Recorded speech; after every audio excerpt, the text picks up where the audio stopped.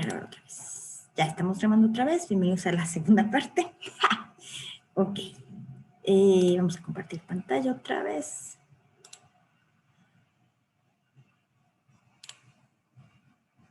Aquí estamos. Aquí estábamos, ¿verdad?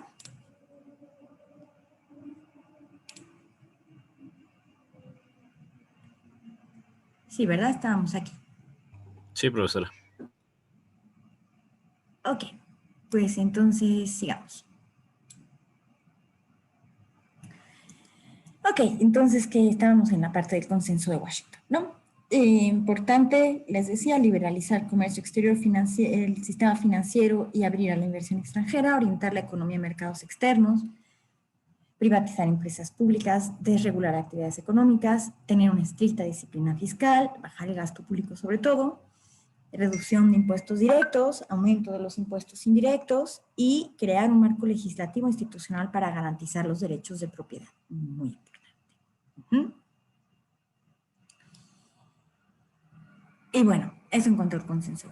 Y vamos a dividir este periodo, aquí dicen 4, pero en realidad son 3, perdonen ustedes, del 82 al 85, en principio fueron 3 años de ajuste económico para enfrentar la crisis de la deuda que estábamos viviendo y que nos dejaron en el 82.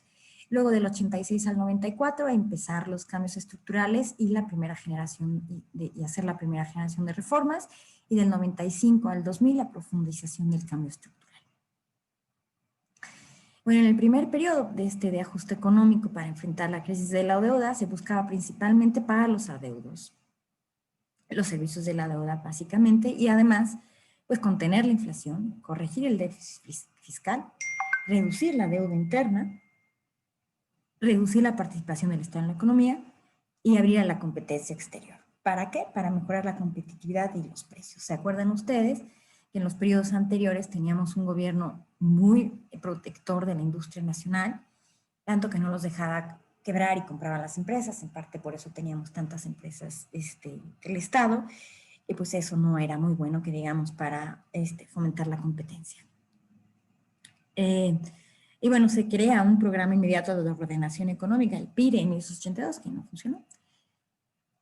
Pero sí se instrumentó, ¿no? La idea era bajar el gasto público. Desgraciadamente, principalmente se bajó en inversión y el gasto social, y pasó de más de 50% del PIB al 82, el gasto, al 34% en 1988. El gasto en inversión pasa del 11% del PIB al 3.9% del PIB. Imagínense qué fuerte es esto, ¿no? Empiezan a subir, se suben los precios y tarifas de los bienes y servicios públicos, o sea, la luz, el agua, etc. Se suben algunos impuestos, como el IVA, que pasa del 10% al 15%, del 10 al 15%. Se fija el salario mínimo con respecto a predicciones del Índice Nacional de Precios al Consumidor, pero va con retraso, ¿no? ¿Esto qué pasa? Pues el ancla es el salario mínimo, ¿no? Lo que discutíamos la clase pasada, que yo me quejaba que estaban aumentando mucho el salario mínimo, y decían ustedes, pues sí, pues es que va retrasado. Pues sí, sí va retrasado. Imagínense, para 1988 el salario real equivalía al 48% del salario de 1982. Digo, para que vean cómo fue el ancla de esta recuperación y de esta contención de precios, ¿no? Y bueno, la participación de remuneraciones en el ingreso pasó de casi el 40%, bueno, 39.5% al 33% del mismo periodo, o sea, se bajó, ¿no? El ancla fue el salario mínimo. Empieza el retiro de aranceles y restricciones a las importaciones, que también había muchas para proteger la industria nacional. Y algo bien importante, se empieza la renegociación de la deuda en el 82, porque tenía costos enormes y significaba transferencias de recursos al exterior, porque pues, imagínense, los intereses llegaron a ser 17%, casi 18% del PIB en 1988, nada más los intereses, o sea, nada de pago a capital.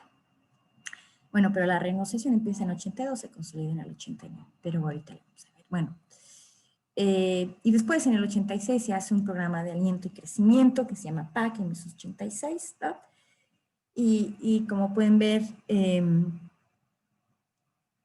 pues no tuvieron los resultados que se esperaba ninguno de los dos, aunque de alguna forma sí estuvo más o menos bien, ¿no? En el 83 no, pero en el 84 y en el 85 más o menos sí, ¿no? Como pueden ver, imagínense que la inflación, la meta era 55 y se llegó a 81 en el 83, la más alta la tuvimos en el 87, espero que traiga la gráfica, si no ya se las enseñaré después, ¿no? Pero imagínense para que la meta de la inflación sea de 70 a 80, con el PAC en el 87, imagínense cómo estaba, ¿no? Y bueno, también la parte de déficit fiscal, pueden ver pues cómo andábamos, ¿no?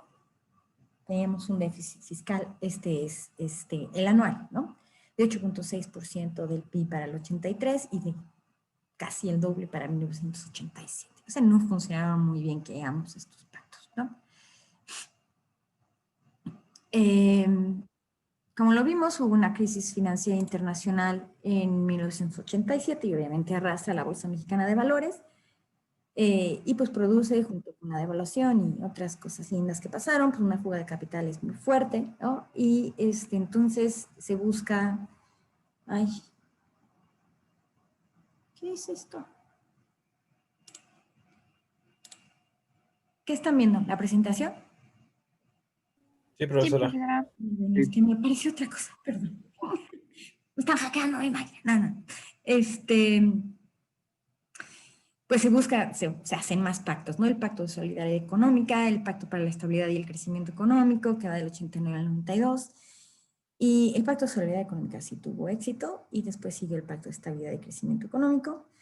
Y además otras medidas restrictivas, ortodoxas, que se añadieron a las heterodoxas, ¿no? Perdón, se añadieron heterodoxas a las ortodoxas. Se generó algún control de precios que no debía hacer, entonces no es muy ortodoxo controlar precios, pero sí se hizo. Se negociaron con los sectores obrero, campesino, industrial, luego se hace la Comisión Nacional Tripartita, la Comisión Nacional de Tripartita, que es de los 70, se negocia con ellos, ¿no? Y pues se tienen en este pacto siempre reuniones periódicas para valoración y cumplimiento de compromisos, siempre se reúnen con los del pacto, ¿no? Ese fue uno de los problemas del 94, tal vez para algunos. Y en estas reuniones se les cuenta qué va a hacer, se ponen de acuerdo, deciden cuál va a ser el rumbo del país, ¿no? Entre otras cosas, pues los ajustes en el gasto, la cierre de empresas deficitarias del Estado, la privatización de varias de estas empresas, ¿no? La reducción de márgenes de ganancia, esto sobre todo para los empresarios, y pues la búsqueda de no incrementar los salarios reales para tener un ancla en los precios de todo tipo de país. Y bueno, aquí pueden ver un poco la evolución desde 1981 hasta 1994, de cómo creció el PIB, ¿no? En términos reales, para el 81 era un crecimiento brutal de 8.8%, pero pues también cayó bastante fuerte en el 82, en el 83 sobre todo, ¿no? Luego en el 86 nuevamente, pero después ya tenemos 1, 2, 3, 4, 5, 6 años de crecimiento, digamos, constante para arriba por lo menos, ¿no? Para el 95 vuelve a caer, pero bueno, esto nos dio cierta estabilidad. La inflación, como pueden ver, en el 87 llegó a 159% anual y se redujo en 1994 a 7%. La inversión pública fija bruta, pues sí, como ya lo vimos hace ratito, pues sí bajó, ¿no? Cayó del 10% al 5%, un poco menos de la mitad, pero de todas maneras, pues el punto más bajo fue en el 88 y después de ahí creció un poquito, ¿no? Y los salarios mínimos, pues aquí pueden ver...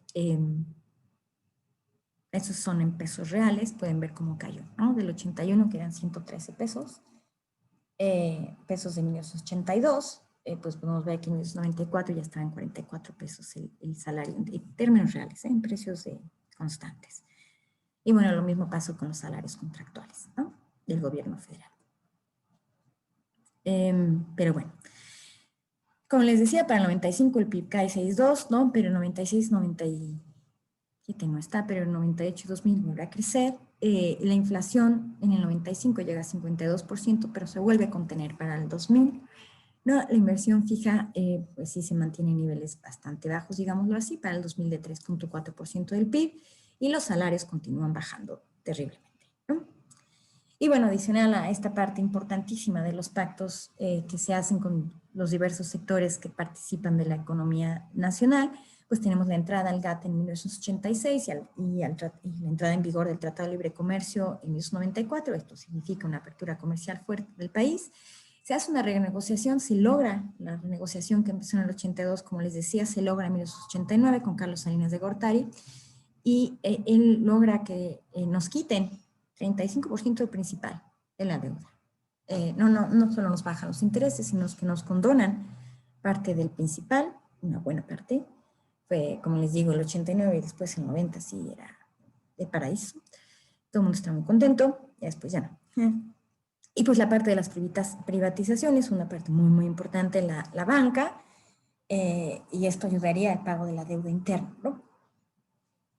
La deuda interna y externa pasó del 63.5% del PIB en el 88 al 22% en el 94. Si ustedes se acuerdan, andamos ya cerca del 40 y tantos por ciento ahora, ¿no? Entonces, digo, para pensarse, ¿verdad? En el 94 estábamos en 22.5% del PIB, y el pago de intereses, como les decía, que era casi 18% del PIB en el 88, pasó a poquito menos del 3% en 1994. Vamos, o sea, sí se lograron varias cosas en este periodo. Y también el déficit financiero pasó de casi 17% del PIB en el 82 a 1% en el 2000. Después se puso en alguna ley por ahí que no podía ser diferente de cero. Y ya después se abrieron un poco el margen porque nadie podía vivir con eso, ¿verdad? Ni los azules, ni los tricolores, ni los rojillos. Bueno, es como linda, ¿no? Morena. Pero en fin.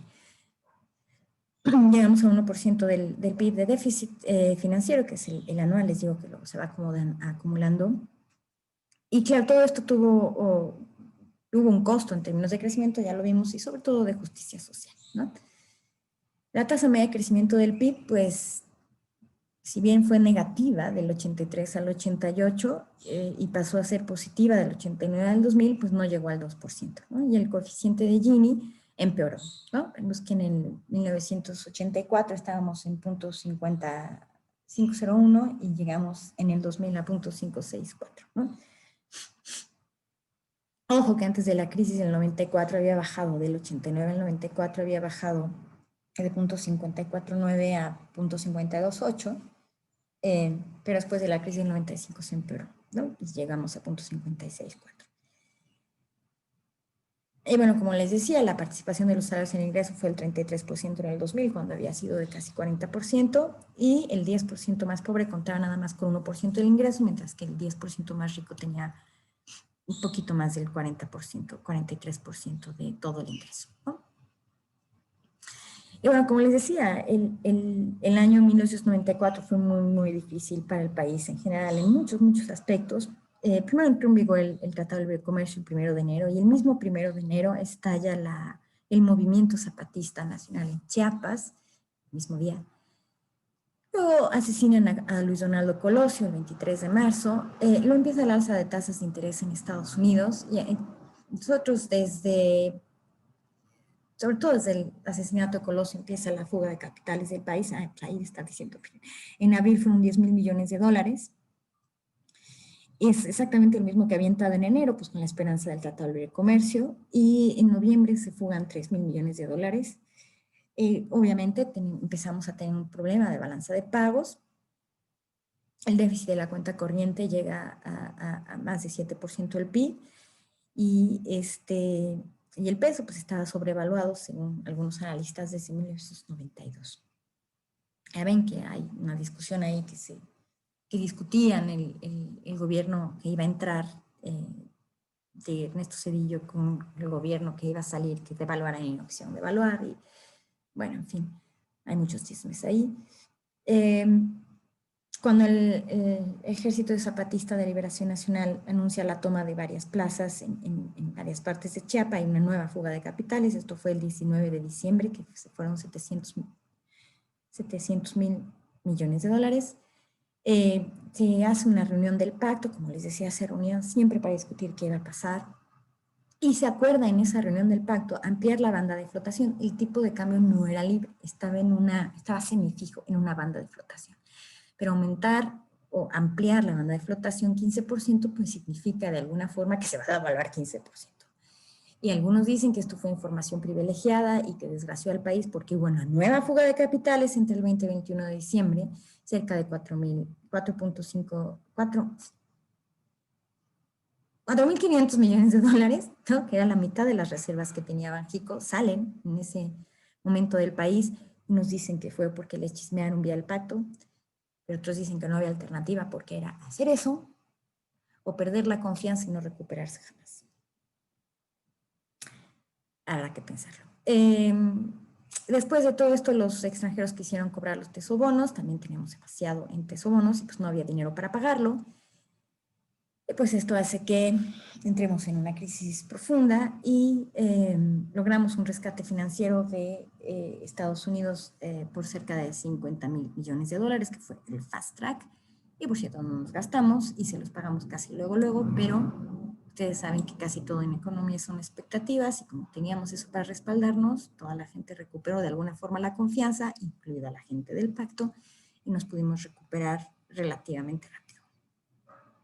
Sin embargo, para el 95 el PIB cayó 6.2% en términos reales. Todos los hogares en pobreza pasan del 36 al 43%. El tipo de cambio pasa de 3.44 pesos por dólar a 7.66. Las tasas de interés pasaron de 15 a 110%. Y bueno, hay una crisis bancaria. Para evitar una corrida bancaria, se dice que se rescató a los bancos, sí, pero ustedes saben lo que es una corrida bancaria, ¿no? No nada más se rescata a los bancos, sino también a todos los ahorradores.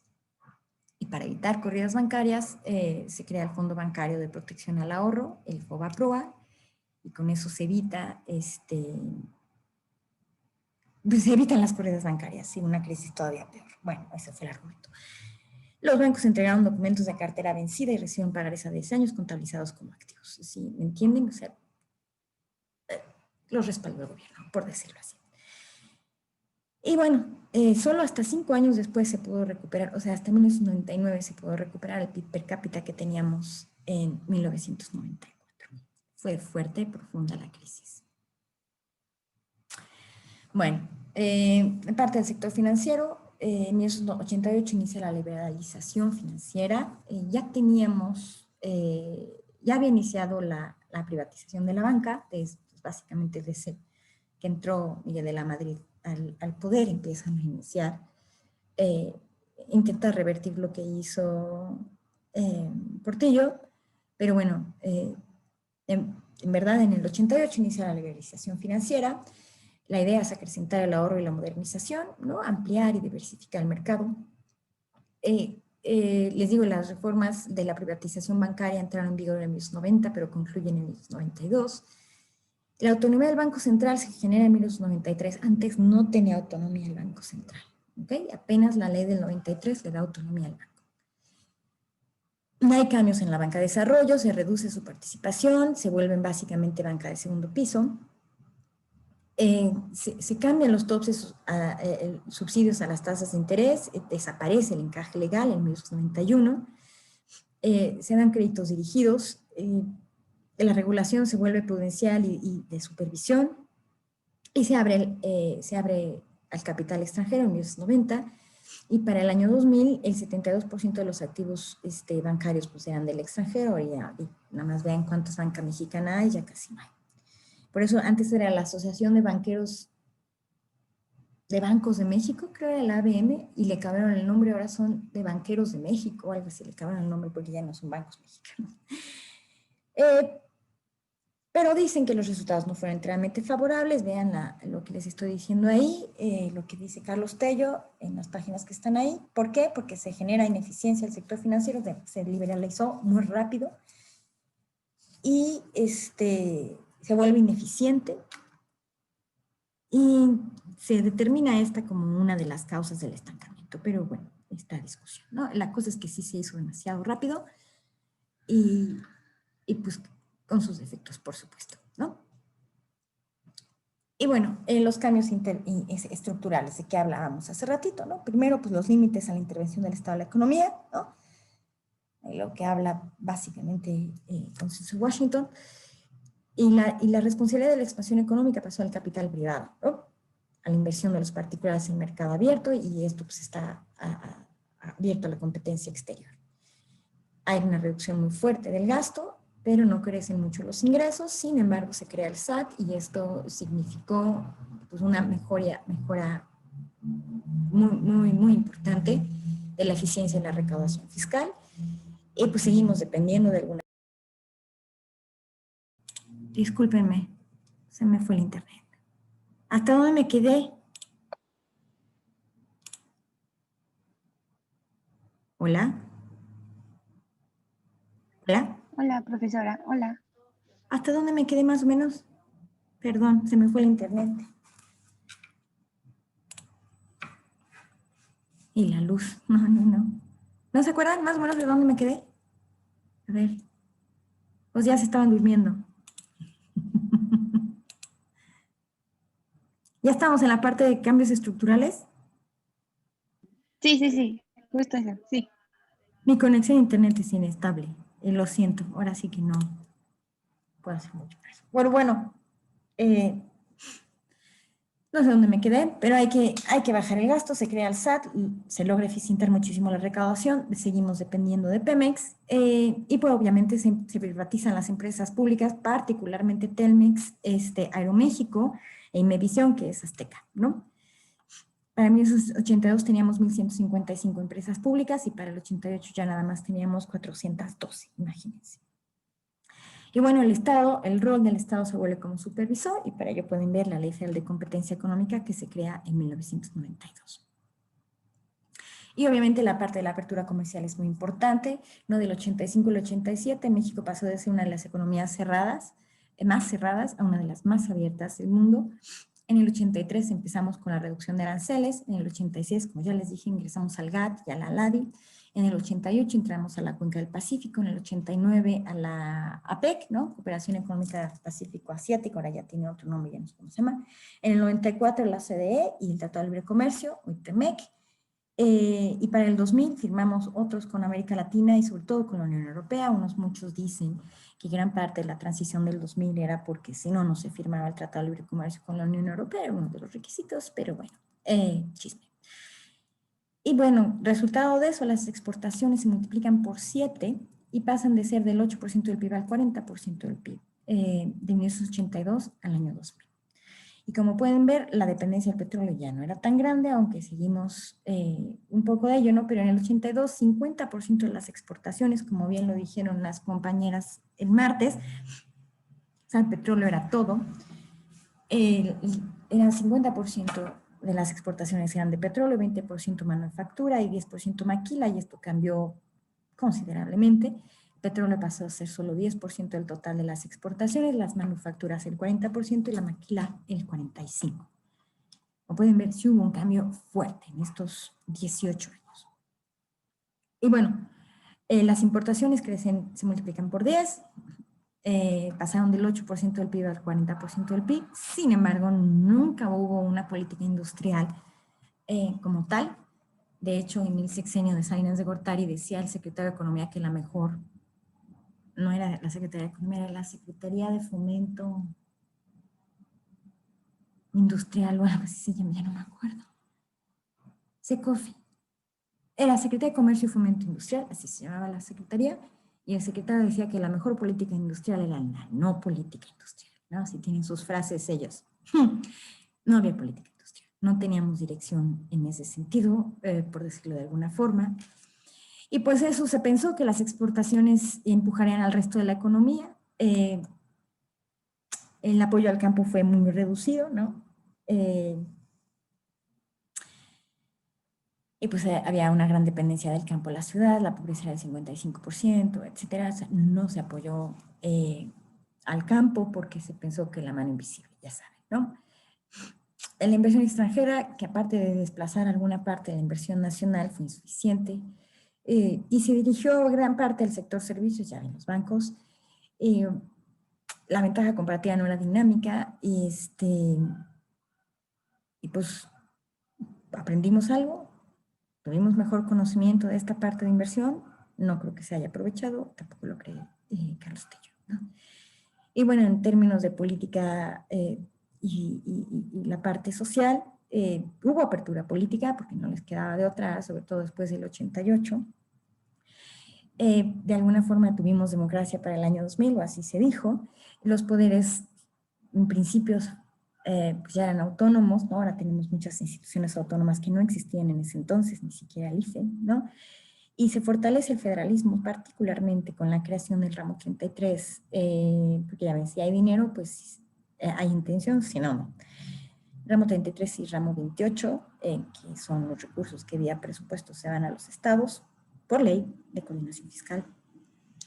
Y pues se reforma el artículo 27, que es de la propiedad de la tierra, en 1991, como ya lo vimos. Se da fin al reparto agrario. Se crea la Comisión Nacional de Derechos Humanos en 1990 y se le da autonomía hasta 1992. Antes era también parte de la Secretaría de Gobernación, igual que el INE. A las iglesias se les reconoce su existencia, digamos, como persona moral en 1992, y la autonomía del IFE, como les decía, pues llega en 1996. Y también en 1989 pues se vuelve de alguna forma importante el tema pluricultural en México.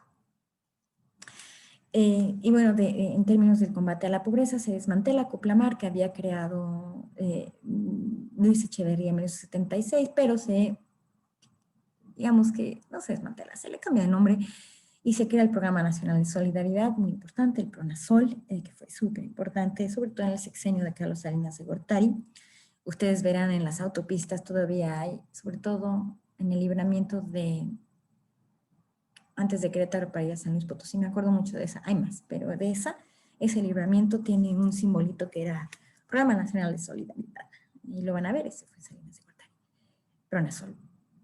La idea era respetar las iniciativas y la organización de las comunidades, eso lo van a retomar ahorita, aunque ustedes no lo crean. Para participar, las comunidades debían organizarse y tener representantes electos democráticamente. Imagínense, ¿para qué es eso? Eso lo están retomando en esta administración. Las comunidades aportaban, porque no era gratis ni les regalaban todo, aportaban recursos de trabajo, sobre todo mano de obra, porque eso significaba una corresponsabilidad, ¿no? Y que no les iban a regalar nada. Y además, en principio, también significaba transparencia en el manejo de los recursos. Entonces recibían obras, pero ellos tenían que trabajarlas, ayudar en el trabajo. No sé, les llevaban el cemento y así, y ellos construían, ¿no? Por decir así. Otra vez ya se me va a acabar esto, qué terrible. Espero acabar antes. Bueno, me apuro. Bueno, la idea era generar bienestar social y el estímulo a la producción de los más pobres, ¿no? Esto era la iglesia de Pronasol. Para 1997, ahí sí desmantelan bastante Pronasol, de hecho eliminan Conasupo y demás ya cuando gana Ernesto Zedillo, y se crea el Programa Nacional, el Programa de Educación, Salud y Alimentación, Progresa, que luego se volvió Oportunidades y que hoy día se llama Bienestar.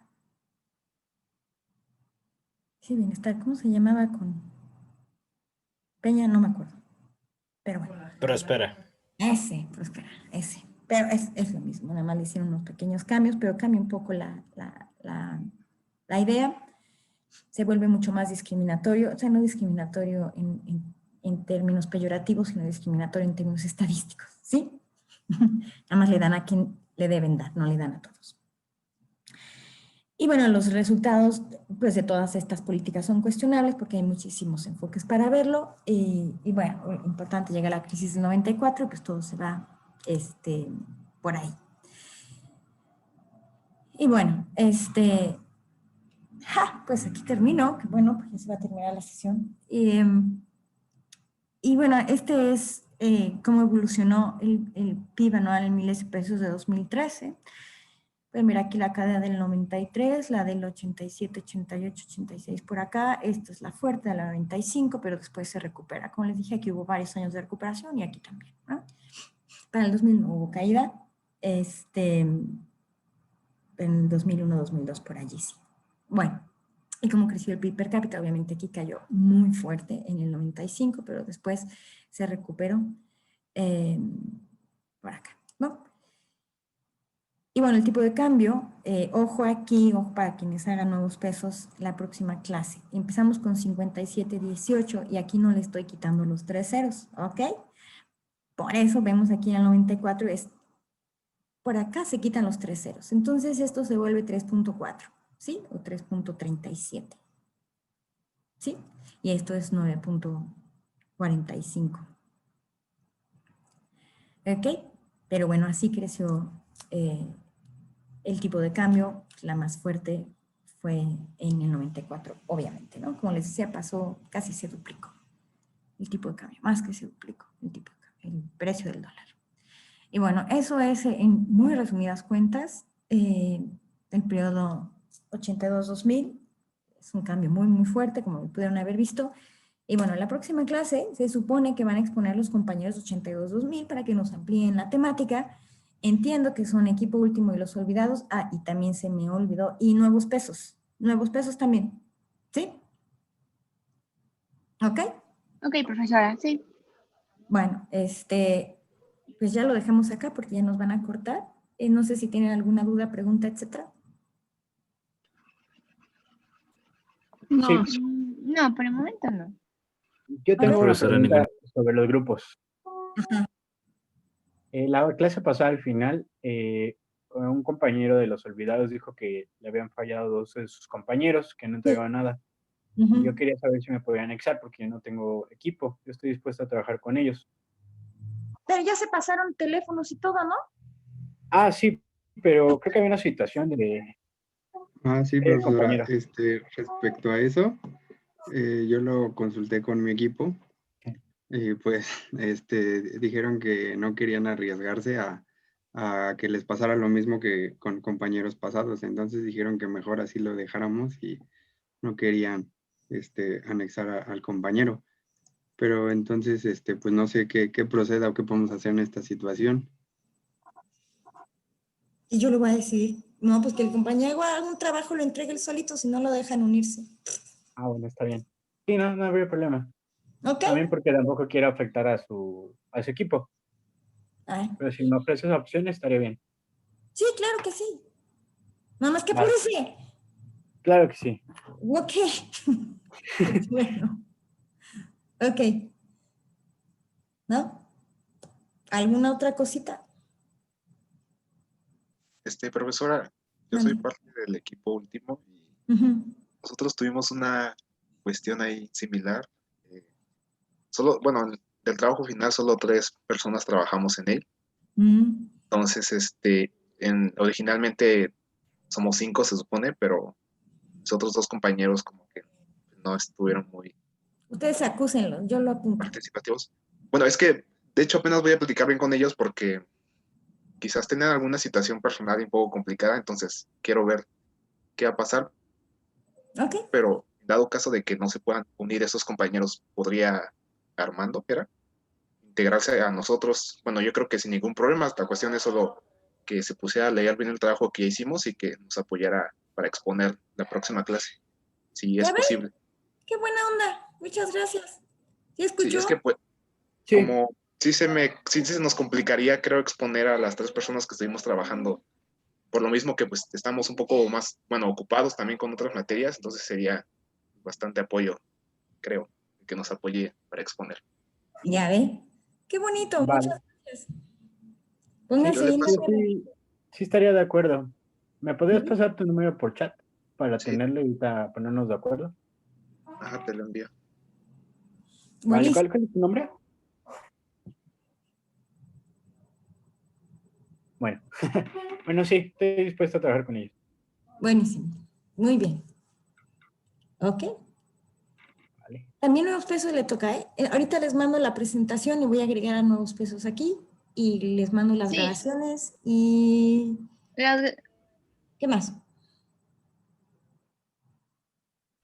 ok, entonces los de nuevos pesos que es mi equipo exponemos el martes.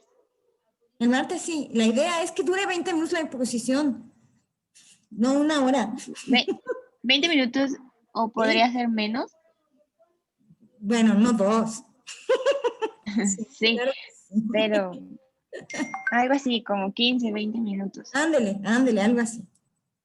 Digo, está lindo que usen la hora Ok, completa pero ya no tenemos tantas clases. Sí, de hecho ya estamos avanzando y no va a durar tanto. Ok, muchas gracias. Bueno, ¿alguna otra cosita, duda, queja, sugerencia? ¿No? Ahí nos van a cortar otra vez. Bueno, pues tengan muy bonita tarde de jueves. Muchas gracias por todo. Ahorita les mando todos los materiales y nos vemos el martes con las exposiciones, ¿vale? Gracias, profesora. Vale, Hasta muchas luego. gracias. Profesora, hasta Gracias a luego. ustedes. Cuídense mucho. Hasta luego.